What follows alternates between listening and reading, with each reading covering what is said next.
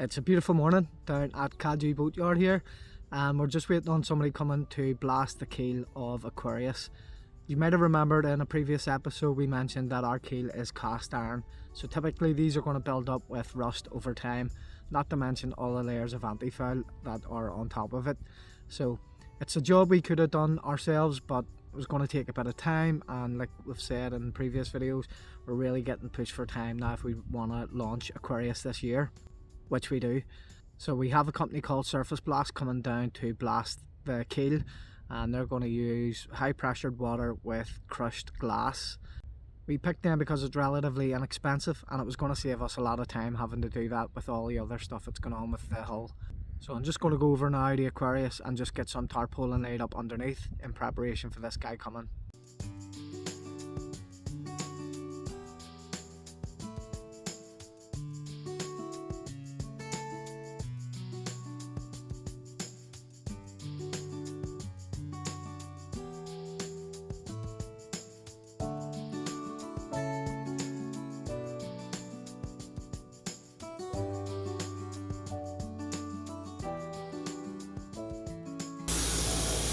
So William from Sandblasting and I has just arrived. He's gonna give this keel a good blasting, and hopefully it all cleans up very nicely. He's actually going to do a test piece for us as well on the gel coat to see what it's like at maybe removing some of the gel down to the glass, because as you can see here, we're kind of fighting a losing battle with this osmosis. So we're thinking, does it make more sense to just get the gel coat blasted off down to the bare glass, because some of these are blisters, not actually osmosis, so it's just kind of raising the gel coat up and not affecting the glass. So we're just looking at various things that we could maybe do to make this job easier.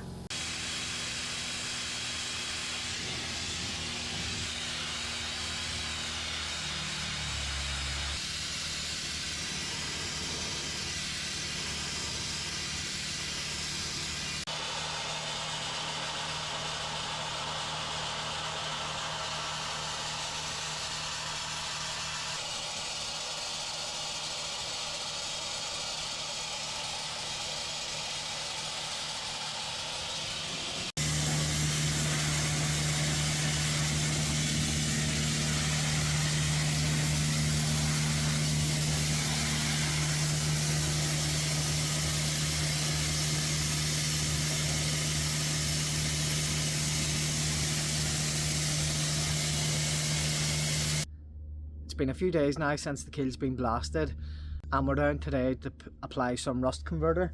As you can see, it's rusted well up there, and the reason we didn't do that on the day of the blasting is because the keel was very wet and we needed to allow it to dry. But unfortunately the rain had come in. But today it's another lovely day and it's dry enough to apply this rust converter. What the rust converter does, and this is layman's terms, is kind of penetrates the rust, stops it from continuing, and puts a protective layer over the keel, and it will also allow us then to paint over the keel with primers to add an extra layer of protection before we put the anti-foul on. So what will happen is once we apply this, it should start going black, and that means it's activating with the rust and converting it into an inert substance. And it'll take 24 hours to dry in these temperatures. It's 7 degrees today, but that's okay because we'll not be able to get back down to the boat for another couple of days anyway.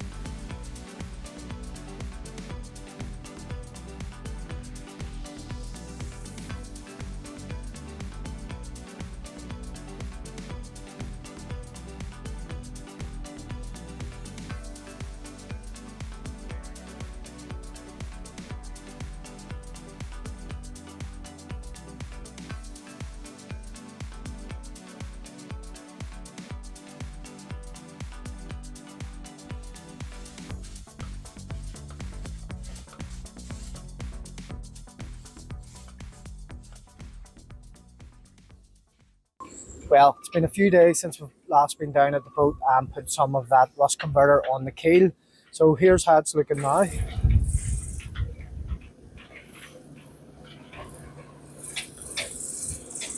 It's looking good. It's all went black, which means it's doing its thing. There's a few patches here that still look a bit like there's rust coming through. So I have some of that rust converter left. So I'll just go over and do those wee bits where it's still looking a bit rusty. But all in all, I think that's a good job. And hopefully that'll protect the keel from rusting up until we get some kind of primer on it. To put my hood up there, it's got really windy. So when the guy from the blasting company came to do the keel, I asked him to use some of his blasting medium to see if he could take a bit of gel coat off and just to see whether that was a possibility to just remove the gel coat down to glass. But it was too aggressive and it's really kind of like pocked the fiberglass there. So if he was to do the whole boat, that would be a nightmare to try and get that filled and faired. So he used a thicker medium there, and then a finer grit. It was crushed glass he was using, which is actually a lot better, but still not great. Now, the main reason I'm back down at the boat today is to tackle a bit more of these blisters. Now, I know it says we were putting this job to bed in the last video, but some of you rightly so have commented that, you know, we're kind of fighting a losing battle by just opening these individual blisters, and what we probably really need to do is take this gel coat down to the glass. So after looking online, there's various ways that you can remove gel coat. There's marine shavers or marine surface cutters or shavers or something like that. All very expensive. So we did find something that we think we might be able to use, and we're going to give it a go today.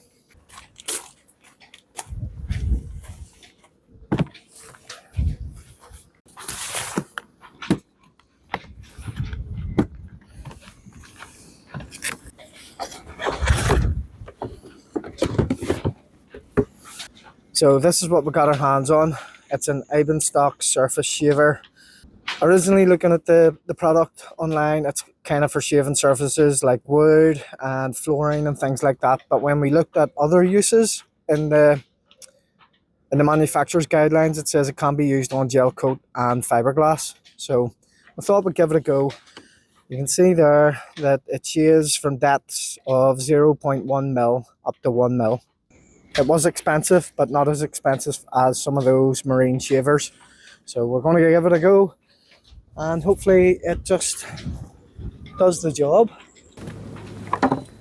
We also had to buy a blade or cutting disc for this thing, and just to give you an idea, this disc alone was over £100.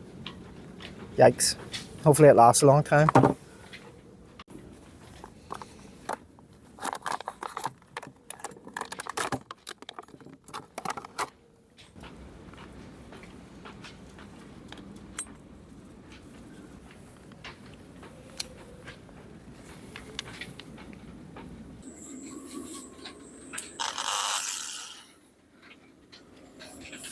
Okay, we're all set, so just going to do a bit of a test piece just around here and see how it looks.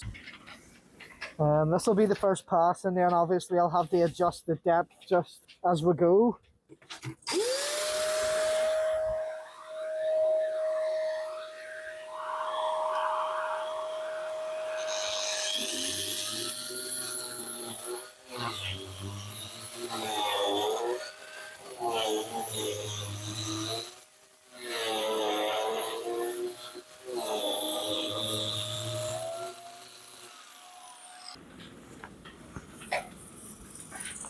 Wow, I'm impressed. I am impressed. That has shaved the gel coat down pretty well. On is it right? Probably maybe a little bit more than I wanted to, but it's very smooth. A few bumps there where there's obviously blister and it's kind of opened up. I'm going to reduce the depth a bit and then go again. But that's making very short work of it, and yeah, be happy with that. I forgot to say, this is a bit of Dan, the shipwright, done with a sander, just to see what it would look, you know, if you sanded the gel coat all back. Now that would take ages to do with a sander, but in comparison to what we've just done with that shaver, it's actually pretty good. Hopefully you can hear me okay with all this stuff on, but let's reduce the depth and go again.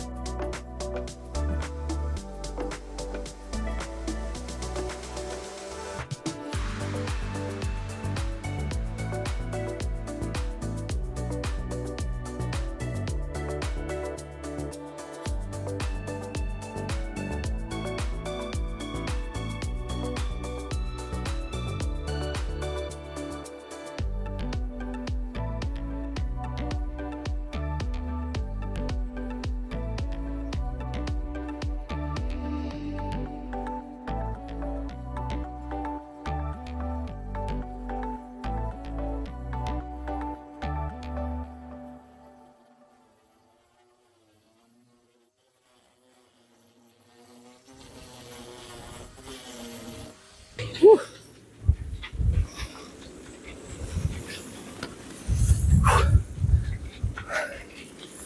Well, that's a great job. I'm happy I got it. There is definitely a technique to it. This is the first bit I did, and there's a few wee fine lines there where the contours are kind of stepped, just from maybe holding it on the one place for too long and not getting a good movement.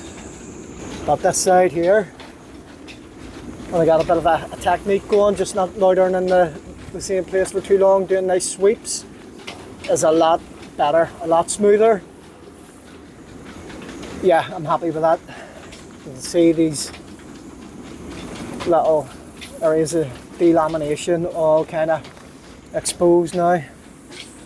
So what we do with those wee delaminated areas, I don't know yet. We'll have to address that in a little bit. I'll maybe speak to Dan again, the shipwright, and see what he suggests. But all in all, I'm happy with the even stock shaver. It's doing a good job. Hideous, I know, but I think once we get the gel coat off and get it all back to something like this, and we've got a blank canvas, we can really know that we've opened it up and we've inspected all the glass underneath, and then when we start putting it all back together, we can be reassured that we've taken our time and got it done right. And I think that'll do for the day. These winds are only to get stronger, and yeah, it's not pleasant. So I think on that note, guys, we'll wrap up here and finish this episode. Let us know in the comments what you thought of the surface shaver. You think it's a good idea? Or even on this project in general, do you think we're right in what we're doing? Taking the gel coat right back down to glass to see if we can fix those blisters underneath. As always, guys, thanks for your support. If you've enjoyed this video, please give it a thumbs up. We really appreciate that, and it really helps us out. For other ways to support our channel, please check out the links down below in the description. That would really help us out as well. And if you haven't subscribed already, please consider subscribing. It's completely free. I would really appreciate that. But until next time, see you soon.